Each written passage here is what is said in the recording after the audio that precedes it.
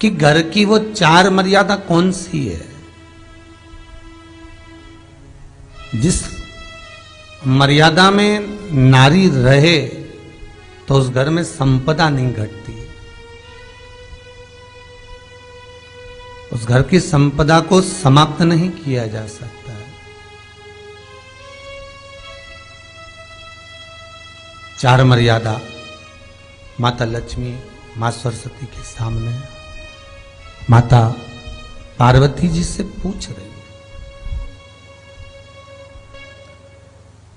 वो मर्यादा है कौन सी जिस मर्यादा के बल पर एक जो घर बसता है, घर जो बसाया जाता है, उस घर में सुख, सौभाग्य, संपदा, सत्ता, वैभव, प्रतिष्ठा, यश, कीर्ति, आरोग्यता, ये सब वहां रहे।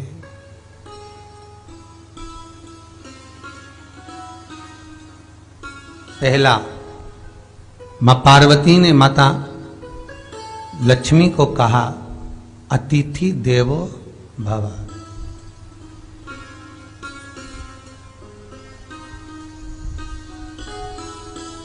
हमारे दरवाजे पर जब कोई अतिथि आए, हमारे दरवाजे पर कोई मेहमान आए, तो हम उसका आदर करें। परिवार के लोग जो आदर कर रहे हैं वो अपनी जगह पर है, भाई आदर कर रहा है वो अपनी जगह पर है, जेठ आदर कर रहा है वो अपनी जगह पर है, देवर मान सम्मान दे रहा है वो अपनी जगह पर है। पर सबसे पहला सम्मान घर की स्त्री को अतिथि का करना चाहिए।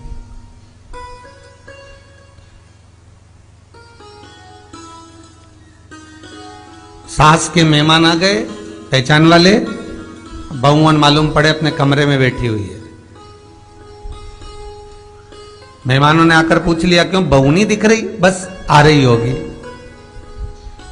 सास गई, रसोई घर में से पानी लाकर पिला दिया। फिर मेहमानों ने पूछा, बहू नहीं दिख रही? बस आती होगी। 2 बार सास ने गिलास भी गिरा दिया कि एक आध तो आ जाओ रही ऊपर से, पर नहीं आई। जब सास ने चाय रख दी और चाय रखकर सास फिर लेकर आई, तो बहुओं के मन में आया, चलो सास ने चाय बना दी है, खुशबू ऊपर आ गई है, अब चलते हैं। और बहू फिर नीचे आई। जो मौसी आई थी, काकी आई थी, बुआ आई थी, चाची आई थी, उनको प्रणाम करा और अंदर जाकर चाय जो बनी थी उसको पिया।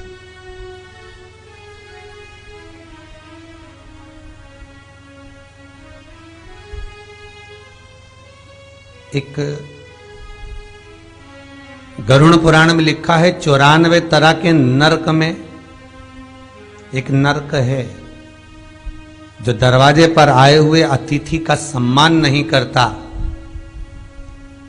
उसको जल नहीं पिलाता, उसका मान सम्मान नहीं देता, उसका आतिथ्य नहीं देता, उसके लिए भी एक नरक रखा गया है।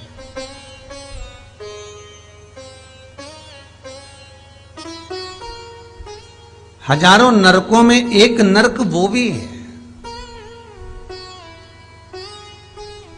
जिसका हमने आतिथ्य ना करा हो।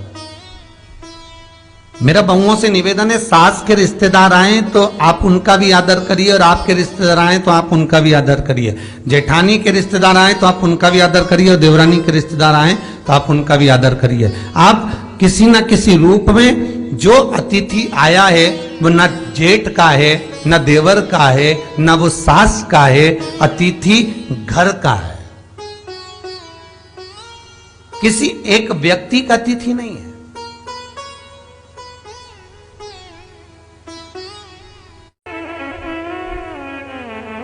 बड़ी बहू सोचे कि मैं घर की बड़ी, बड़े परिवार की, मेरे पास में बहुत धन दौलत, मैं काहे को गिनूं किसी मेहमान को। छोटी बहू सोचे मैं काहे को गिनूं, मंजिली सोचे मैं काहे को गिनूं, संजिली सोचे मैं काहे को गिनूं।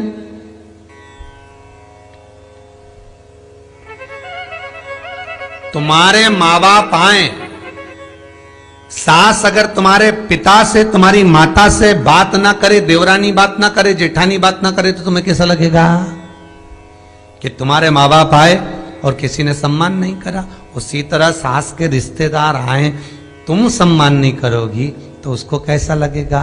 फिर तुम्हारे घर के आए, वो सम्मान न करे तो तुम्हें कैसा लगेगा? आतिथ्य, घर में कोई भी आए वो सबके लिए। दूसरा क्रम बताया, घर के दरवाजे पर जो तुलसी का पौधा होता है, जीवन में सबसे पहले अगर दुख आता है, तकलीफ आती है, कष्ट आता है, बीमारी आती है, रोग आता है, कोई बड़ा घटना घटने वाली होती है, कोई बड़ा कष्ट आने वाला होता है, तो लक्ष्मी जी से माता पार्वती कह रही है, घर में जो तुलसी का पौधा होता है सबसे पहले घात उसी पर होती है। तुलसी का पौधा सूख जाता है, समाप्त हो जाता है, उसके डालियां मुरझा जाती हैं, नीचे लटक जाती है, मंजरी झुक जाती है, या तुलसी के कुंडे में जो मिट्टी है उसमें फफूंद पड़ जाती है।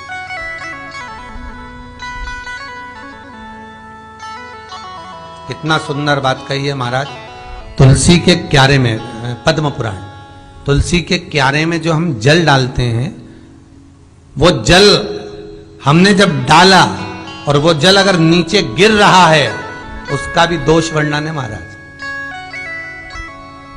उसका भी दोष हमारे शास्त्रों में वर्णित किया गया। तुलसी के क्यारे में अगर जल डाल रहे हैं और वो जल जमीन पर बह रहा है, गिर रहा है, उसका भी दोष है।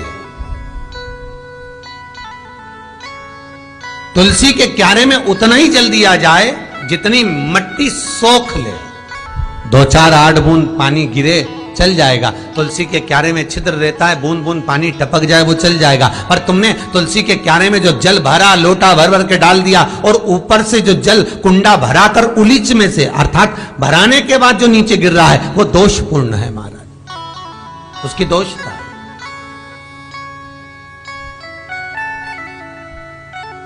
वो दोष देने वाला।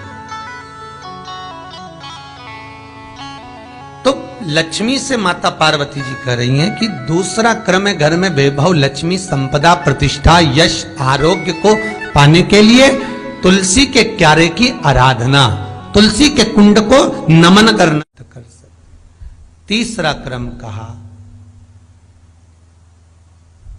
घर में चाहे नल लगा हो, चाहे आरओ का प्लांट लगाओ, पानी का, घर में छोटा छोटा आरओ प्लांट लगा लेता है,